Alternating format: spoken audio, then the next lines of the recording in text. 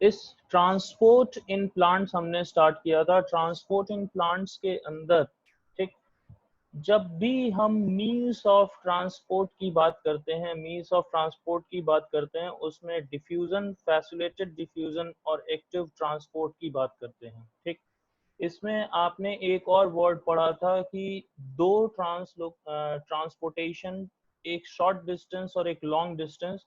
तो short distance transportation में आपने एक टर्म पढ़ा था साइक्लोसिस और cytoplasmic streaming, which occurs in eukaryotic cells and in presence of ATP। ये important point है कि साइक्लोसिस में आप देख रहे हो कि ATP का इन्वॉल्वमेंट होगा।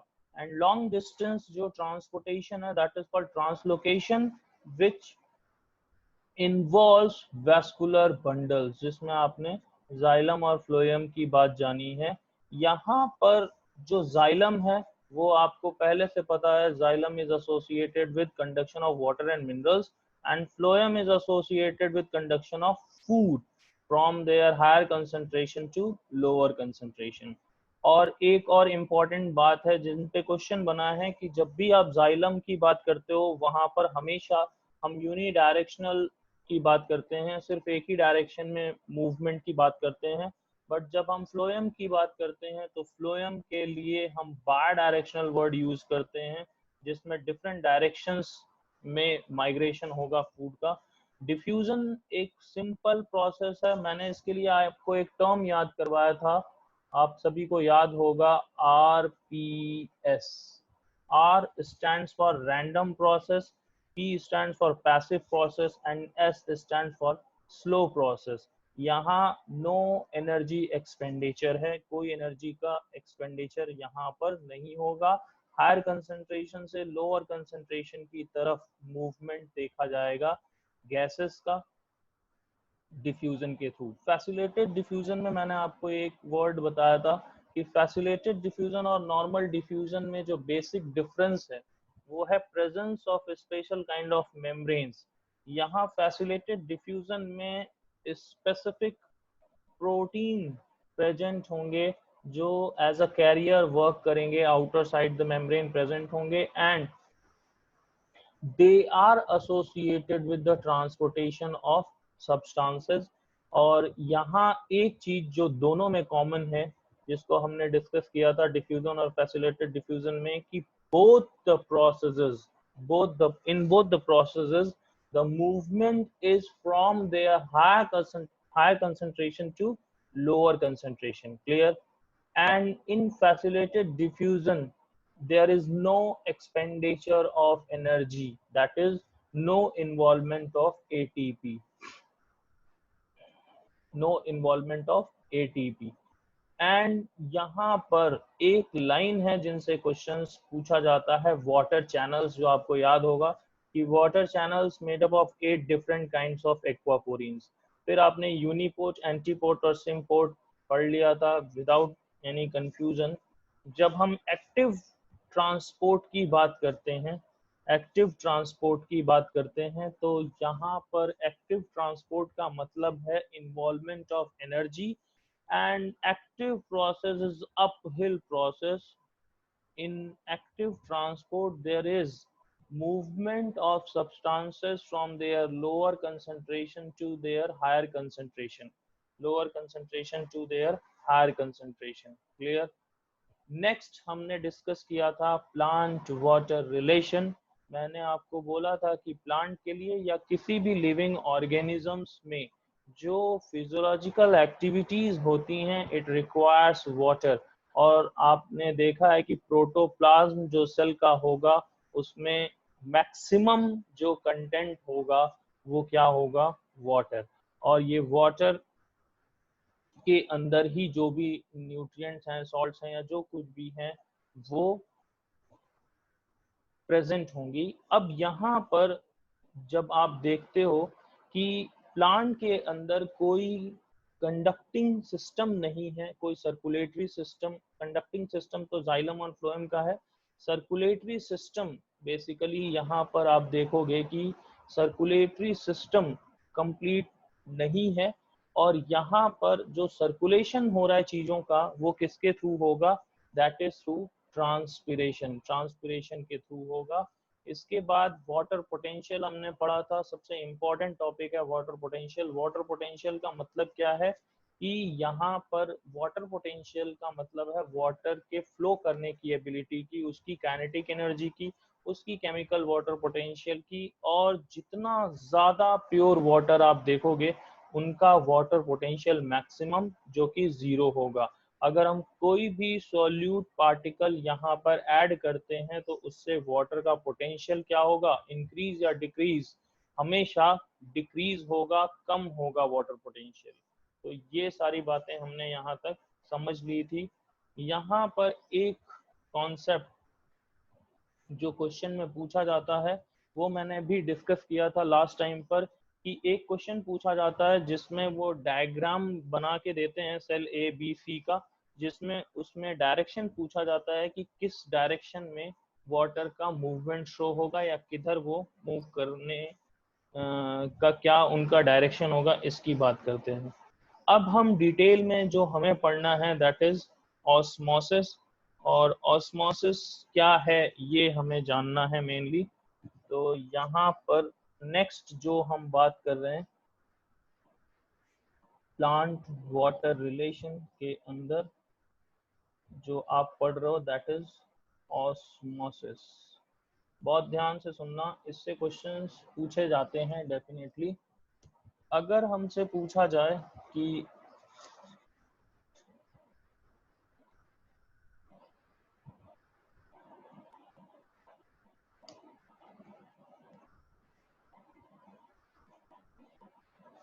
ये जो ऑस्मोसिस प्रोसेस है इसका मतलब क्या है, तो सबसे इम्पोर्टेंट क्या है कि ऑस्मोसिस की जब हम बात करेंगे तो ये कहते हैं कि it is the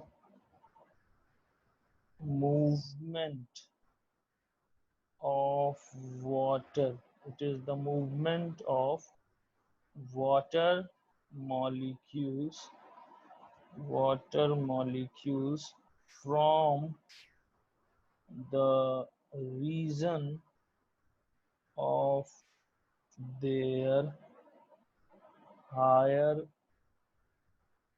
concentration to the region of the lower concentration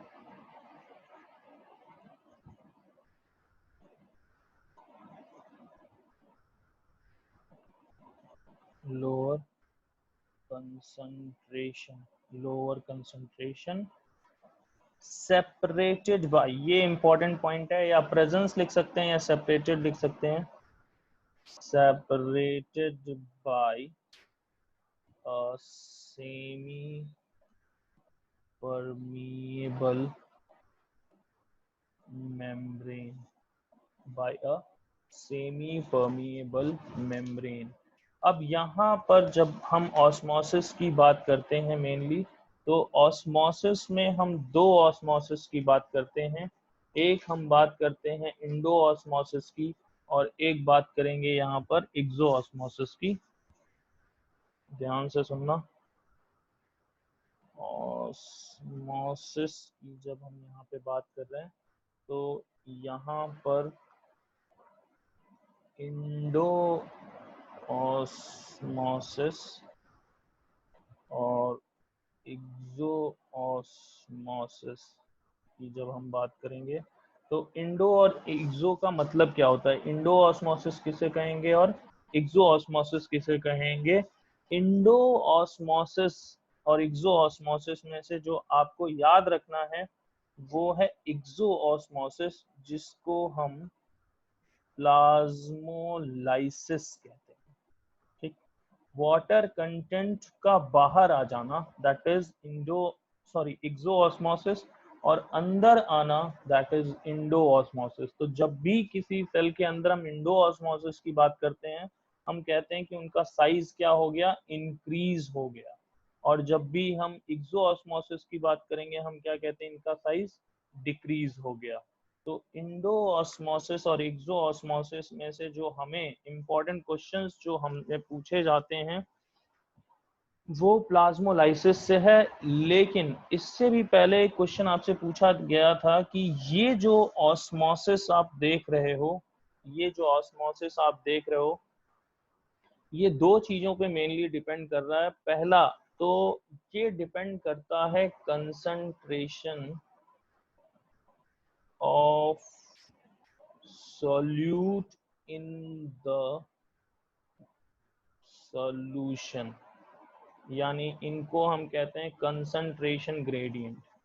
short में क्या कहेंगे? Concentration gradient. और दूसरा ये जो फैक्टर है वो होता है प्रेशर ग्रेडियंट का, कि भाई प्रेशर ग्रेडियंट कैसा है और कंसंट्रेशन ग्रेडियंट कैसा है। अब जब हम डिटेल में प्लाज्मोलाइसिस को पढ़ेंगे प्लांट के लिए, तो देखो क्या होता है यहाँ पर। जब हम बात करते हैं प्लाज्मोलाइसिस की, प्लाज्मोलाइसिस की, तो प्लाज्मोलाइसिस का मतलब क्या है कि प्लाज्मोलाइसिस में आप देखोगे कि यहाँ पर when a plant cell placed in hypertonic solution, जब प्लांट सेल को हाइपरटोनिक सोल्यूशन में रखेंगे तो उनका प्लाज्मोलाइसिस होगा। अब देखो एक छोटा सा कॉन्सेप्ट है आगे इसमें।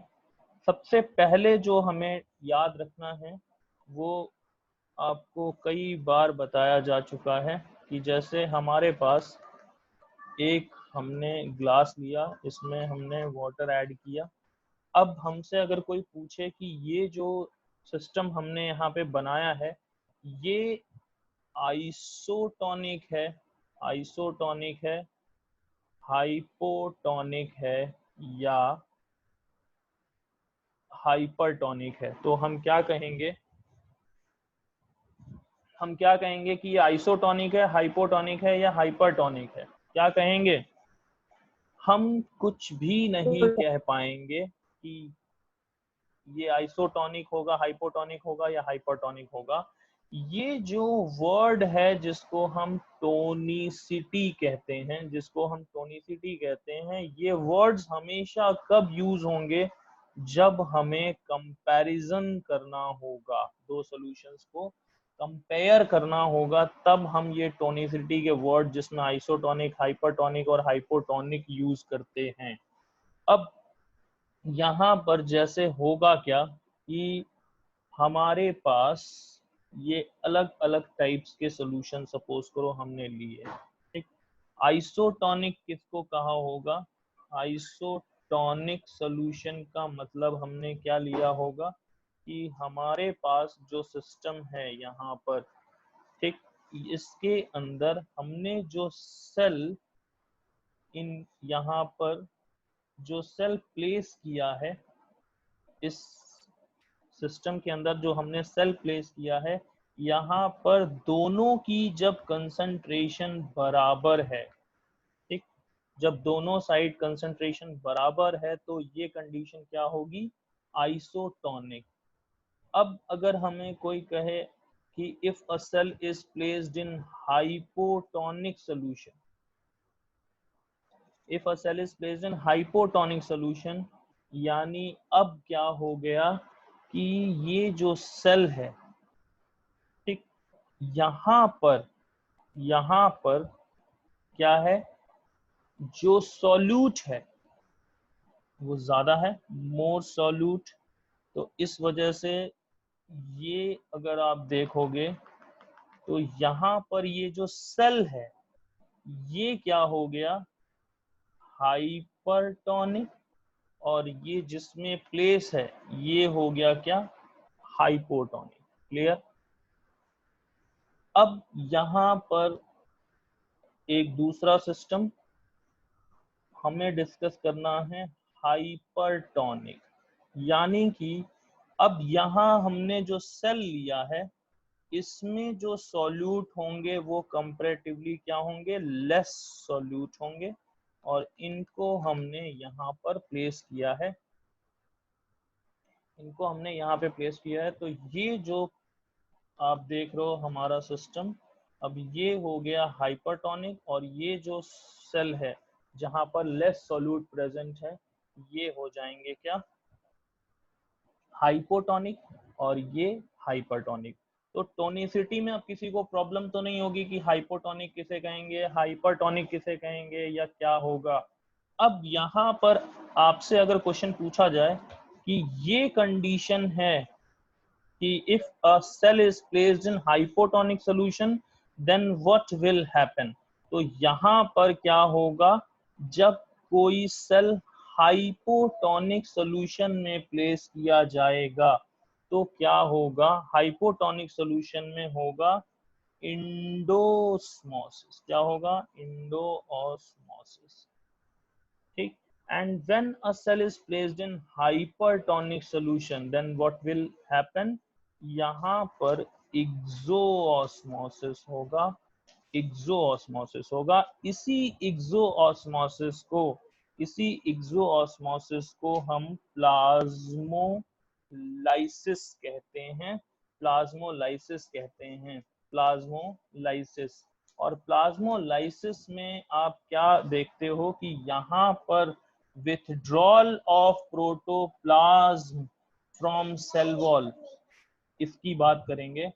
अब यहाँ जब आप प्लाज्मोलाइसिस का बेसिक डेफिनेशन कर लेते हो कि भाई प्लाज्मोलाइसिस का मतलब क्या है, कि हमने प्लांट सेल को हाइपरटोनिक सॉल्यूशन में जब प्लेस किया तो उनका जो साइज है वो सेल का श्रिंक कर गया, जो कंटेंट था वाटर वो बाहर आ गया, प्लाज्मोलाइसिस हो गया। अब ये जो प्लाज्मोलाइसिस है, यहाँ से इंपॉर्टेंट क्वेश्चन बनता है आपके नीट एग्जाम में, क्या कि ये जो प्लाज्मोलाइसिस है ये 3 टाइप की हमें यहाँ पर पढ़नी है डिटेल में, कि एक जो प्लाज्मोलाइसिस है वो है लिमिटिंग प्लाज्मोलाइसिस, ठीक। दूसरा है इंसिपिएंट प्लाज्मोलाइसिस, और तीसरा यहाँ पर है इविडेंट प्लाज्मोलाइसिस, ठीक। तीनों को पहले ध्यान से सुनो कि ये एक्चुअल में है क्या। लिमिटिंग प्लाज्मोलाइसिस का क्या मतलब है, इंसिपिएंट प्लाज्मोलाइसिस का मतलब क्या है, और इविडेंट प्लाज्मोलाइसिस का मतलब क्या है। देखो, लिमिटिंग प्लाज्मोलाइसिस की जब हम बात कर रहे हैं तो इसको याद रखना कि लिमिटिंग प्लाज्मोलाइसिस का मतलब ये है कि प्लाज्मोलाइसिस का इनिशियल स्टेज चल रहा है, इनिशियल, ये याद रखना, limiting plasmolysis is the initial stage of plasmolysis, it is the initial stage of plasmolysis जिसके अंदर क्या हुआ कि एक सेल था, ठीक। इस सेल को हमने प्लेस किया है कहाँ, इस सेल को हमने प्लेस किया है अगर हाइपरटोनिक सॉल्यूशन के अंदर। तो यहाँ पर जब लिमिटिंग प्लाज्मोलाइसिस होगी, इनिशियल स्टेजेस होगा, तो यहाँ पर हम क्या कहेंगे, यहाँ पर ये कहेंगे कि अब जो टर्गर प्रेशर है, जो टर्गर प्रेशर है वो क्या हो जाएगा, टर्गर प्रेशर, ये टर्गर प्रेशर 0 हो जाएगा। अब अगर टर्गर प्रेशर 0 हुआ यानी यहाँ पर जो ऑस्मोटिक प्रेशर है वो टर्गर प्रेशर से ज्यादा होगा, दूसरी कंडीशन। और तीसरा जो आपको याद रखना है कि यहाँ पर डीपीडी की वैल्यू कैसी होगी, मिनिमम होगी, मैक्सिमम होगी, क्या होगी? डीपीडी, जिसको हमने डिफ्यूजन प्रेशर डेफिसिट कहा है, और आपको पता है कि जो वाटर का फ्लो होगा वो लो डीपीडी से हाई डीपीडी की तरफ होता है। इसको हमने वाटर पोटेंशियल के रेफरेंस में भी समझा था कि ये वाटर पोटेंशियल के बराबर होता है, लेकिन सिंबॉलिक डिफरेंस होगा, यहाँ पर ये माइनस में लिया जाएगा वाटर पोटेंशियल के रिस्पेक्ट में। ठीक, तो डीपीडी की वैल्यू अगर आपसे कोई लिमिटिंग प्लाज्मोलाइसिस में पूछे तो हम कहते हैं कि इसकी वैल्यू यहाँ पर मिनिमम होगी, मिनिमम होगी। इसके बाद हम बात करें इंसिपिएंट प्लाज्मोलाइसिस की। अब जैसे ये हो क्या रहा है, यहाँ से वाटर बाहर आ रहा है, वाटर बाहर आ रहा है, तो इनिशियल स्टेजेस में तो सारा वाटर बाहर आएगा नहीं, इसलिए यहाँ पर टर्गर प्रेशर 0 हुआ है। लेकिन जब इंसिपिएंट प्लाज्मोलाइसिस की बात करेंगे, लिमिटिंग प्लाज्मोलाइसिस के बाद, तो यहाँ पर हम क्या देखेंगे कि नाउ द टर्गर प्रेशर जो यहाँ 0 था, यहाँ हम इसको नेगेटिव में देखेंगे। तो टर्गर प्रेशर अब यहाँ पर क्या हो गया, नेगेटिव में। और डीपीडी की जो वैल्यू थी, जो यहाँ मिनिमम थी, जो डिफ्यूजन प्रेशर डेफिसिट की जो वैल्यू थी, जो हमने यहाँ पर मिनिमम बोला है, अब यहाँ पर डीपीडी की वैल्यू हाई हुई। ठीक है, डीपीडी की वैल्यू जो पहले हमने मिनिमम कहा था वो अब क्या हो गई, हाई। नेक्स्ट, जब हम इविडेंट प्लाज्मोलाइसिस की बात करें, इविडेंट प्लाज्मोलाइसिस की, तो अब यहाँ टर्गर प्रेशर, इविडेंट का मतलब अब ये फाइनल स्टेज चल रहा है प्लाज्मोलाइसिस का, कि यहाँ अब इविडेंट का मतलब ये हो गया कि ये इनिशियल के बाद अब ये खत्म होने की तरफ पे है। तो इविडेंट का मतलब ये है फाइनल स्टेज की बात करेंगे। तो यहाँ इविडेंट प्लाज्मोलाइसिस में जो टर्गर प्रेशर है ये सबसे ज्यादा होगा इस टाइम, यानी मोर नेगेटिव होगा, मोर नेगेटिव टर्गर प्रेशर, मतलब इसके ज्यादा इन द सेंस कम के रेस्पेक्ट में सबसे मोर नेगेटिव होगा इविडेंट प्लाज्मोलाइसिस में। और डीपीडी की जो वैल्यू है, डीपीडी की वैल्यू यहाँ पर सबसे मैक्सिमम देखी जाएगी, मैक्सिमम देखी जाएगी। ठीक, इविडेंट प्लाज्मोलाइसिस में आप देख रहे हो कि डीपीडी की वैल्यू सबसे मैक्सिमम है, यानी इनकी वाटर को एब्जॉर्ब करने की कैपेबिलिटी जो है वो सबसे ज्यादा देखी जाएगी। अब यहाँ पर एक लाइन है जिसको जानते सभी हैं, बस आपको याद करना है कि प्लाज्मोलाइसिस के बाद, प्लाज्मोलाइसिस के बाद आप देखते हो कि एक टर्म और है जिसकी हम बात करते हैं, और वो होता है डी प्लाज्मोलाइसिस। वो क्या होगा, डी प्लाज्मोलाइसिस, जिसका मतलब क्या है, डी प्लाज्मोलाइसिस। इसमें हम क्या देखते हैं कि व्हेन अ सेल, कौन सा, प्लाज्मोलाइज्ड सेल कह देते हैं, प्लाज्मोलाइज्ड सेल, ये जो सेल है वो when a plasmolysed cell is placed in hypotonic solution, hypotonic solution और प्योर वाटर, हाइपोटोनिक सॉल्यूशन कह लो या प्योर वाटर में कह लो, तो यहाँ पर अब क्या होगा कि जो प्लाज्मोलाइज्ड सेल है, when a plasmolysed cell is placed in hypotonic solution, the shape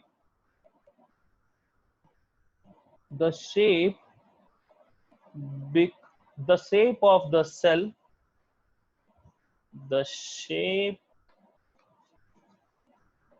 of the cell become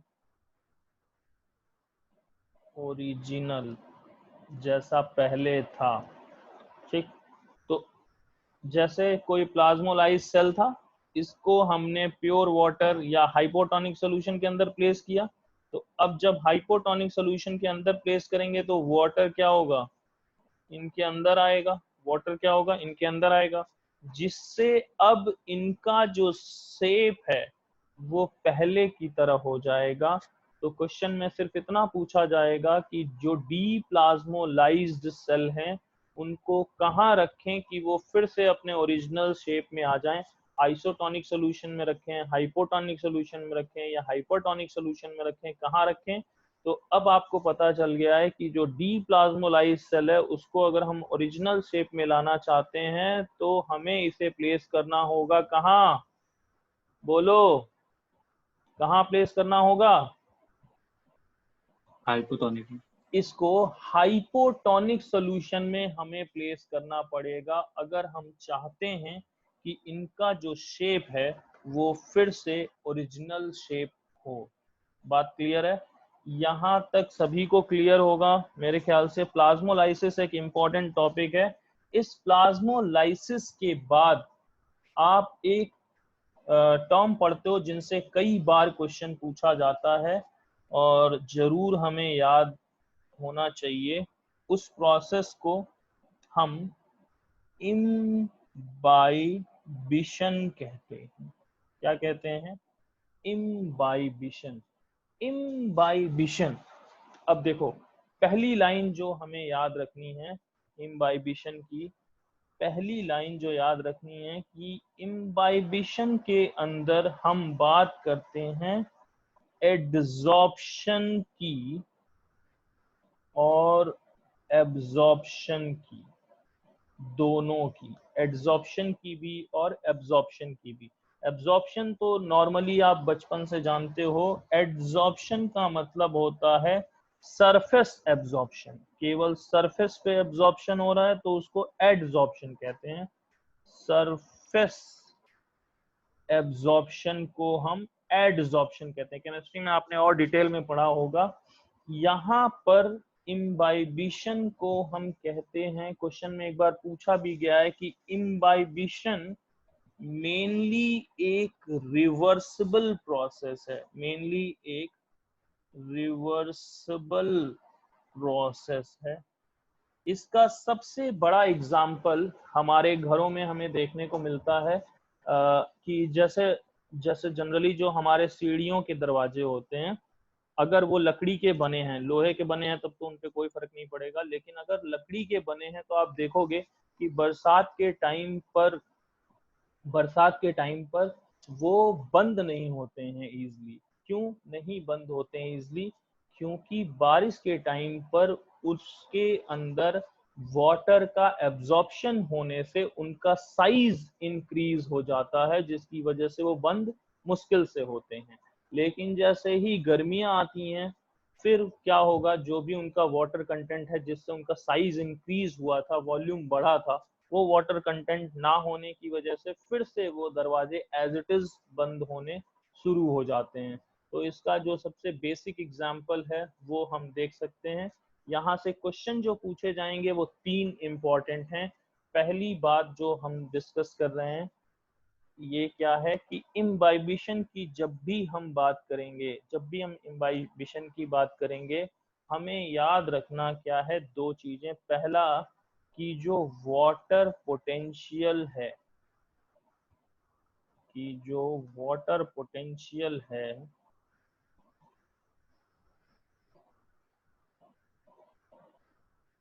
जो water potential gradient, water potential gradient between the surface of absorbent and the liquid content। और दूसरा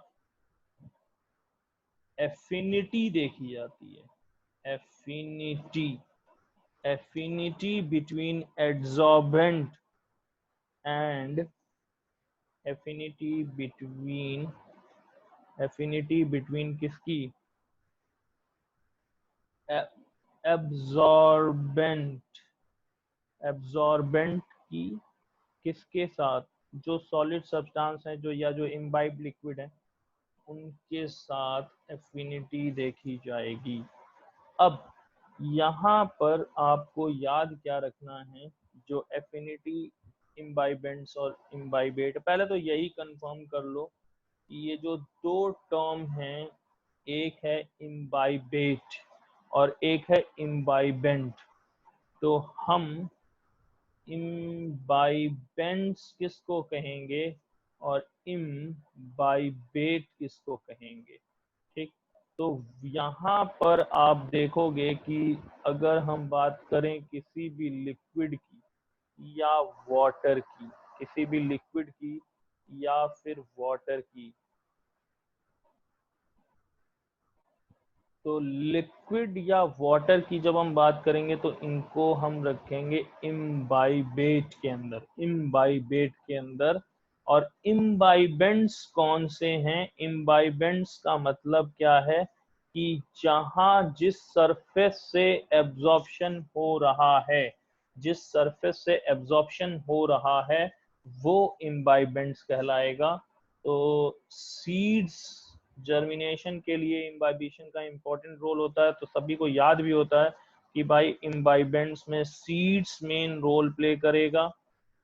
dry would भी हो सकता है एक अच्छा imbibant, dry would भी हो सकता है, सीड भी हो सकता है। और इम्बाइबेट जिसमें हम मेनली किसकी बात करते हैं, लिक्विड की या वाटर की। अब यहाँ पर जो नेक्स्ट पॉइंट हमें याद रखना है वो क्या है कि जो इम्बाइबिशन प्रोसेस है, इम्बाइबिशन का ये जो प्रोसेस आप देख रहे हो, इस इम्बाइबिशन में का रोल क्या है, तो इम्बाइबिशन का नेचर में जो सबसे मेजर रोल है, जो सबसे ज्यादा इम्पोर्टेंट रोल है कि ये जो इम्बाइबिशन प्रोसेस है ये हेल्प करता है, ये हेल्प करेगा किसमें, help in seed germination, seed germination के लिए इम्बाइबिशन का इंपॉर्टेंट रोल है। और दूसरा, यहाँ से जो हीट जनरेट होती है, जो हीट जनरेट होती है उसको हीट ऑफ वेटिंग भी कहा जाता है, हीट ऑफ वेटिंग भी कहा जाता है। और अब इम्बाइबिशन प्रोसेस में आप क्या जाने हो कि एक तो सीड जर्मिनेशन जब होने वाला होता है तो आपको, आप देखते हो जिनके घरों में लोग स्प्राउट्स खाते हैं कि पहले क्या होता है, सीड्स को एक बाउल के अंदर पानी डाल के रख देते हैं, फिर क्या होता है कि कुछ टाइम के बाद जब वो वाटर को एब्जॉर्ब कर लेते हैं, जब वो वाटर को एब्जॉर्ब कर लेते हैं तब उनका जो रिजर्व फूड मटेरियल है, तब जो उनका जो रिजर्व फूड मटेरियल है उनका ब्रेकडाउन होना स्टार्ट होता है, उनका ब्रेकडाउन होना स्टार्ट होता है। तो इससे हमें यहाँ क्या समझने में आ रहा है कि जब भी इम्बाइबिशन की जब हम बात करते हैं तो कुछ रोल्स हैं जो ये प्ले करेंगे। पहला रोल यही है कि ये सीड जर्मिनेशन में हेल्प करेंगे, और दूसरा क्या रोल है कि यहाँ इम्बाइबिशन से, इम्बाइबिशन की जब हम बात करेंगे तो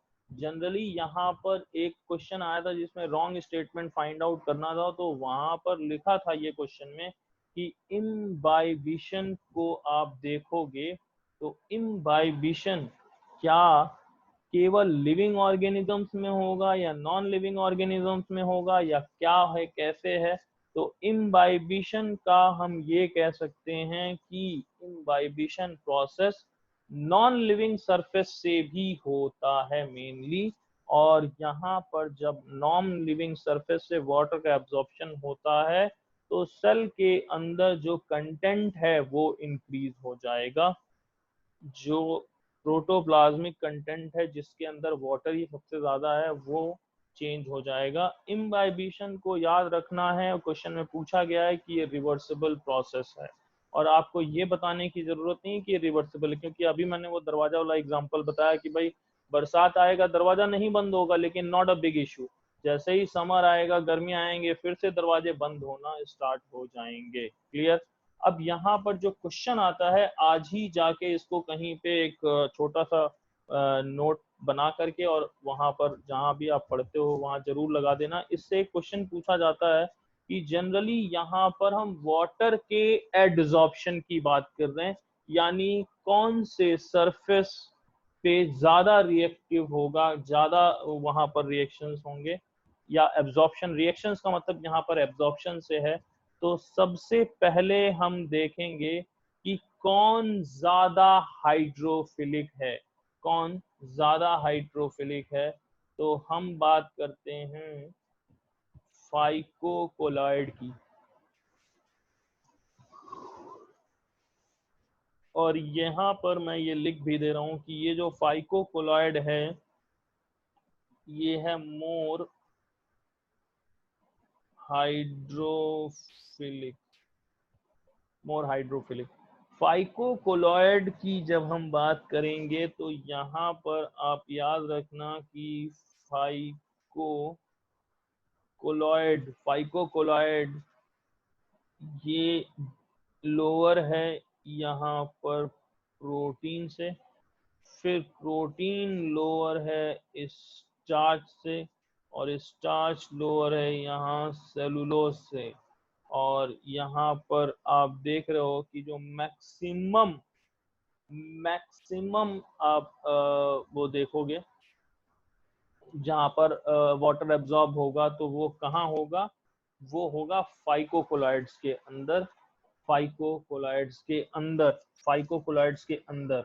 अब यहाँ पर एक और कॉन्सेप्ट जो आपको याद रखना है कि जब भी हम देखेंगे इनका सीक्वेंस तो उसमें याद रखना कि किसकी बात कर रहे हैं, कहीं सीक्वेंस वाले क्वेश्चन में आप उल्टा ना पढ़ लो। ठीक, यहां तक सभी को समझ में आया? बोलो।